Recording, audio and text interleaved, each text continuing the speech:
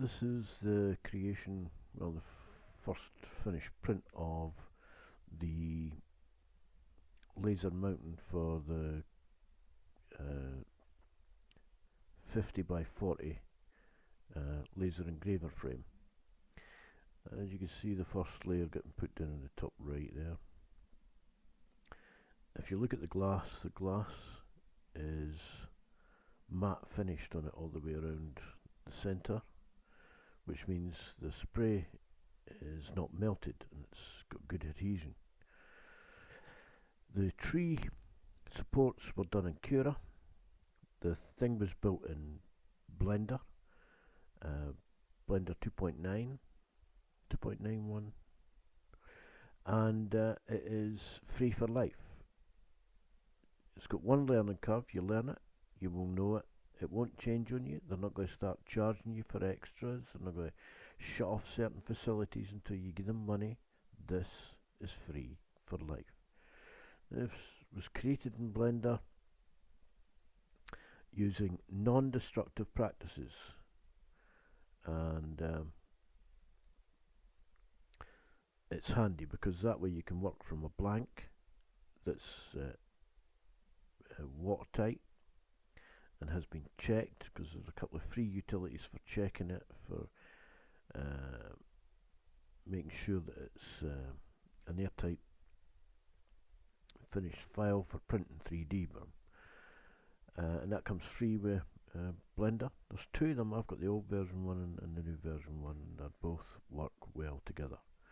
So when you're building, you build non-destructive, you build blanks, and you just cut them out of them, and when you export as STL, you tell it to add the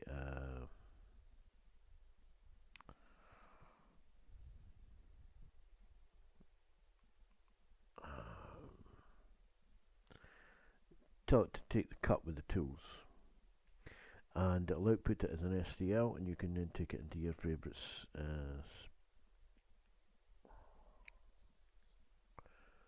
having a day, into your favourite slicer. Why was that so difficult?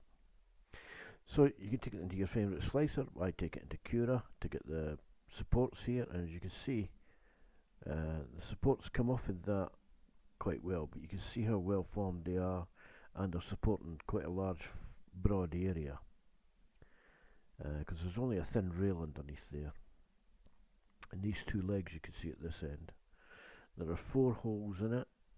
On the surface there's 1, and on the edge pieces there's 4, and they've got openings that will take an M3 nut, and I just haven't got round to gluing them into place yet. But you can glue them into place, and then you can just turn the screw lead to it, and you've got a fitment. Doesn't have to be super tight. The lasers are light framed, lightweight, so they're no carrying a heavy lot of weight. This unit does not go on a moving Z axis. It's on a fixed Z axis. And as you can see in the top part, from the top parts, you can see that it had started from the first layer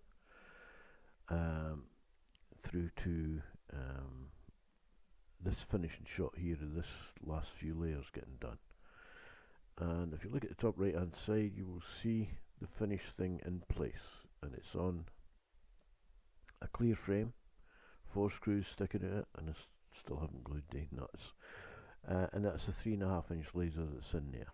3.5 watt laser, 3.5 inch, 3.5 watt laser that's in that housing, and that's permanently the one that's going to be used with that. But that frame can hold the pen, and I'll make a unit for the cutter so that I can cut vinyl, and it'll be just a case of swapping them out and in.